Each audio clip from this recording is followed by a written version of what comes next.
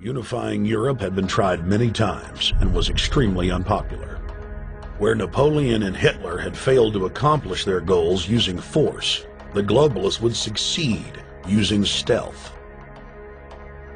The British spearheaded the formation of the Council of Europe on May 5, 1949. The Treaty of London claimed to only establish trade ties between European nations, like NAFTA or GATT in North America. Its true intention was the formation of a European superstate.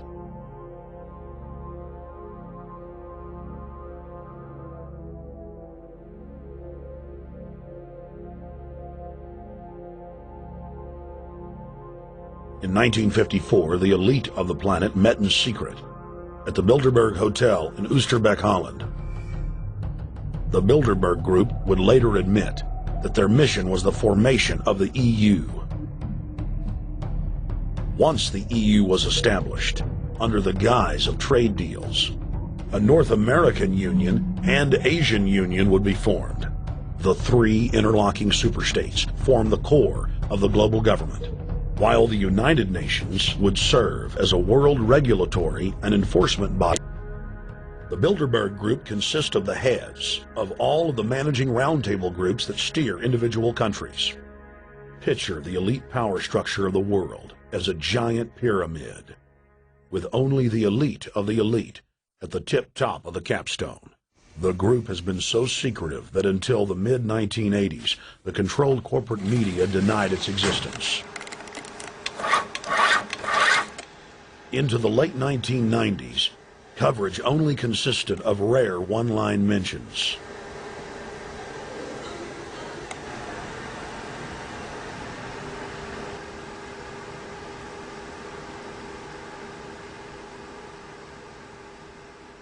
With the rise of the alternative media, their stranglehold on information has begun to slip.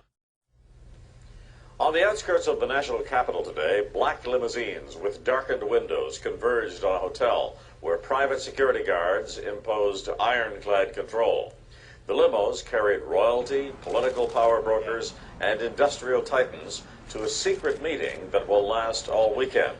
It's known as the Bilderberg Group. Could their objective be world domination?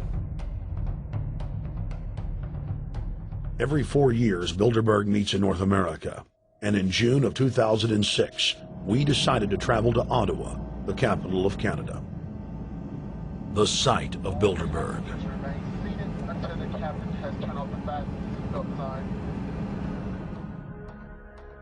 In Bilderberg's long history, many reporters attempting to cover the group have been harassed, detained, and even jailed. I jokingly reassured my cameramen that the horror stories we'd read about were probably exaggerated. I was wrong. We know reporters get detained at airports, people aren't let in. We know people get sent to the jailhouse for 3 or 4 hours. It happens every time. Well, it happened to Alex Jones this time. They admitted, Bilderberg, that they've had pressure put on them by the government to heighten security, and that's why all this happened. Yes, I was told that by 2 separate people. They scoured our records for hours yesterday and hours today, trying to find something on us, and of course there was nothing. It was just scary. I mean, I've been all over the world, and I've never seen anything like this. It was like hours of humiliation. And they said, "What are you here for?" And I said, "Well, I'm here to, cover the media, covering a political event. I hope to talk to some members of Parliament." I was answering all the questions. It was clear I wasn't a threat. It was clear I didn't have any criminal record. It was clear I was pressed. It was clear I was coming to interview people. They were going to deny me. They told me earlier that I was probably going to be denied, and then you guys showed up, and everything changed. So what's your plan now? My plan is to go out and try to interview Jim Tucker, try to go down to the Bilderberg Group and maybe catch some of them still arriving, and try to still make a documentary.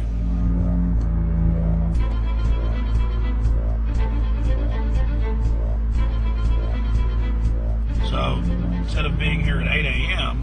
in the morning when the Bilderberg Group attendees, the 100 elite of the planet, start showing up, we're going to be getting here about 3:30 or so, and we'll see if we can catch any of the elites coming in.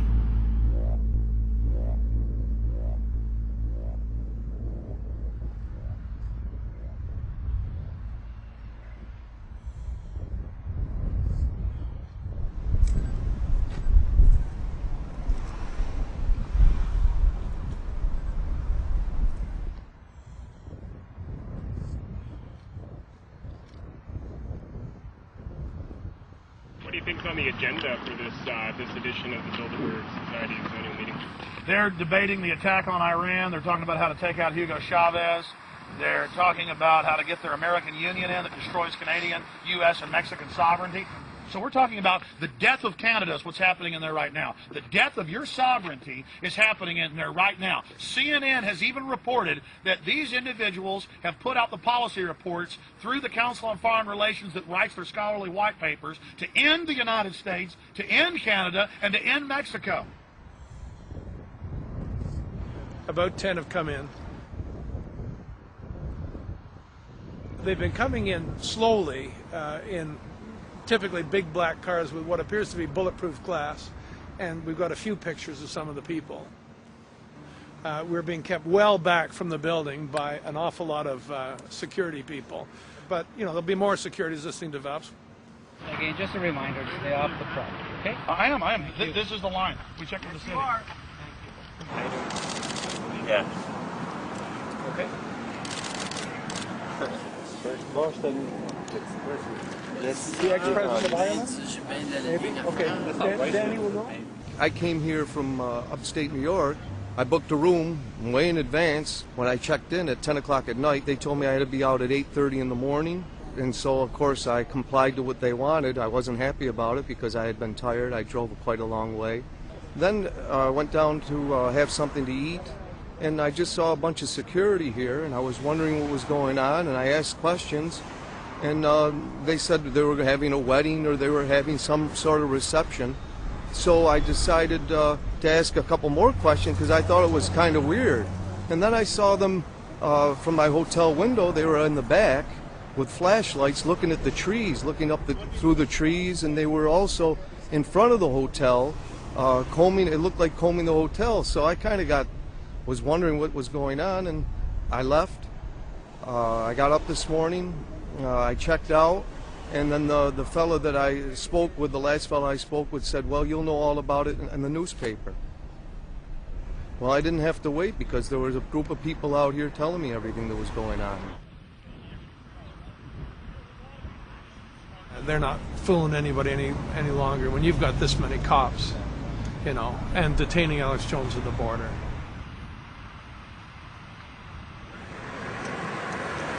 Get them on both sides. Yeah, you crook. Yeah, you're going to go to jail like Ken Lay. Oh, yeah, there's one right there. Hi.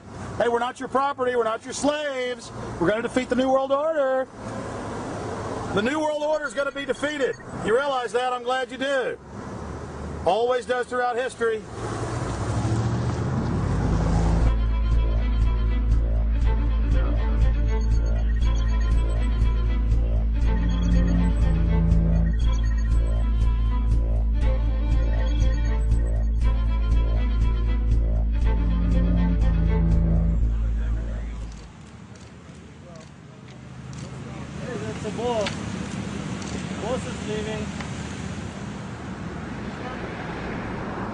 Etienne Davignon is the honorary chairman of the Bilderberg Group,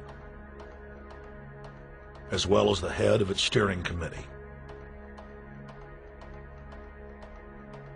The committee he heads selects and invites each year's attendees. In the last decade, the list of attendees has been leaked to reporters by moles on the inside. Veteran newspaper reporter Jim Tucker has been covering the Bilderberg meetings for over 30 years and has physically attended more than 20. We traveled back to our hotel to see if Jim Tucker received the 2006 list. First heard about Bilderberg in 1975, and I said, I don't believe it. That's not possible. Who in hell's Bilderberg? I spent 20 happy years with metropolitan newspapers. All the wires are clicking at my ear. That could not happen without me knowing about it. And the thing that first impressed me most was columns in 1957 by the late, great Westbrook Pegler, widely syndicated columnist. He wrote 2 lengthy columns about how approximately 100 leaders of international finance, heads of state, high public officials were meeting behind armed guards and closed doors on Jekyll Island, sealed off. What are these powerful internationalists doing? And why is it so secret? Why do they have armed guards outside? Why is it sealed off? The newspapers totally ignore it. Not a word. Total blackout in the United States. Since then, I've never stopped pursuing Bilderberg, or the whole international gangster organization led by Rockefellers and Rothschilds, as they manipulate the world for their own selfish interest.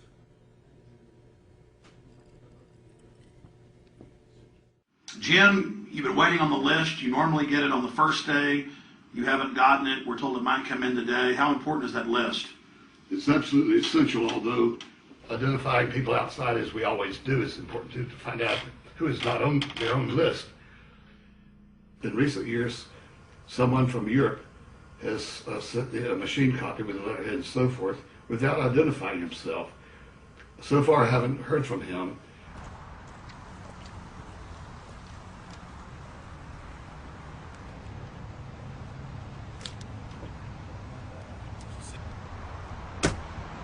Well, Bilderberg assumed that name in 1954 at their first meeting as Bilderberg at the Bilderberg Hotel.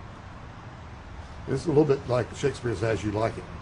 They say to Shakespeare, what do you want to call this book? And he says, As You Like It, meaning whatever you want to call it. And they thought it was dictation, so one of his plays is called As You Like It, and the title has nothing to do with the play. So that's how the Bilderberg came by their name. Now, they had been meeting for half a century. The moneyed class had been meeting, but they decided they have to meet systematically every year, well planned in advance, in addition to maybe other smaller meetings throughout the year. Sure this is the right turn, Jim? No. Let's see if we can start.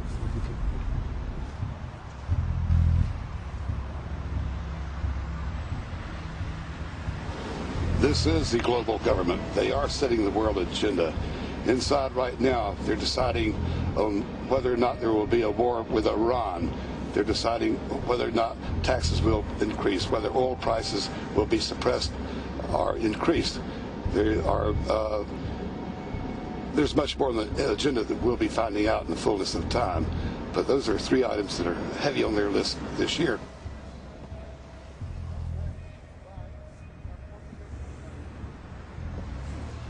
This is Jim Tucker, ladies and gentlemen. 27 years covering these crooks. Tucker, pleasure to meet The you. media said he was crazy, it didn't exist. Now we forced him. 120 of the world's most powerful men, heads of state from Europe, high officials of the United States government, Treasury, White House, state, defense. They're setting the world agenda now. The reason they want secrecy is because they're doing evil. Evil is done under the cover of darkness. Good works are done in the sunshine.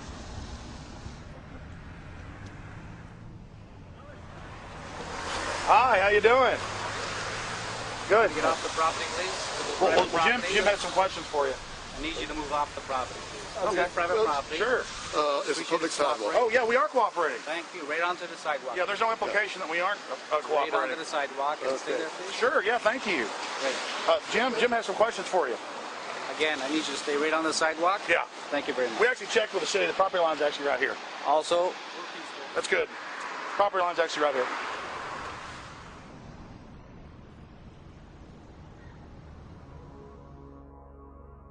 We are on the verge of a global transformation.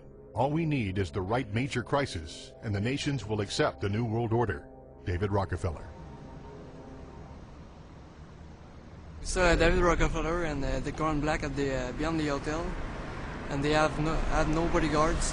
One of my friends shouted, "Hey, Rockefeller!" and he turned back, and he was afraid. My name is Rene. I'm from Manitoba. Drove about 26 hours to get here, just to show that I'm against the Bilderbergers, just to fight for my freedoms, fight for my rights, make sure that my children can grow up in a free country. My name is Daniel Estrela, and I've been doing this for the last 15 years. I'm from Canada. I'm very proud of my country because, as you can see, there are a lot of people covering the Bilderberg conference. Last year, it took me 14 and a half hours to get to Munich. I was pulled off a plane in Milan, I was pulled off a plane in Munich. They interrogated me 4 hours in both places. I was able to call a friend, a journalist in Rome, as a result of his presence and others. Calling the foreign ministry department in Italy, they backed off and they let me go. They basically told me that they're keeping an eye on me 24 hours of the day. The little hotel where we were staying at, Gemini, out of the 20 rooms, 6 were occupied, 3 by the CIA and 3 by the German Secret Service. That's how serious these people are, and that's how afraid they are of actually what we may be able to reveal and what we actually do reveal publicly about the Bilderberger intents. Daniel Estulin has covered the Bilderberg meetings in Europe and North America for more than 15 years.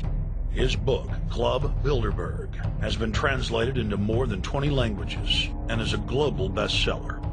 Estulin has photographed many past Bilderberg meetings. Rockefeller frontman Henry Kissinger is always a key participant. Here you see the president of the CFR, Richard N. Haas, followed by Vice Chairman of Rothschild Europe, Franco Barnaby, who is speaking with Henry Kravitz. And behind them is Richard Holbrooke, former U.S. Ambassador to the United Nations. The head of Daimler Chrysler, Jürgen Erich Schrempp, arrives by helicopter. Here, the owner of the Washington Post, Donald Graham, escorts Indra Nooyi, the head of PepsiCo. Queen Beatrix of the Netherlands, whose father, Prince Bernhard, founded Bilderberg, is a leading figure in the group. Of course, globalist kingpin David Rockefeller, seen here with his bodyguard, James Ford, always attends. The then newly appointed World Bank chief, Paul Wolfowitz, is photographed at Bilderberg 2005. It has been reported that Wolfowitz had attended previous meetings, while still the Deputy Secretary of Defense, a violation of the Logan Act. Under the Logan Act, it is a felony offense for any member of the federal or state government to meet with members of a foreign government without the express authority and authorization of the President or Congress. Put simply, it is illegal for members of the government to meet secretly behind closed doors with foreign power brokers due to the problems of corruption and espionage that it breeds. For this reason, many prominent politicians attend, but their names do not appear on the official list. Despite the Logan Act, the governor of New York's name, George Pataki, does appear on the list, and we were able to catch the governor on tape walking with David Rockefeller at Brook Street. Multiple staff members inside Brook Street reported to us that Hillary Clinton attended for half a day. Several armored limos with diplomatic plates did arrive with police escorts and offloaded their passengers in the underground parking garage out of the sight of the press. Former World Bank President James Wolfensohn sardonically stared at our cameras.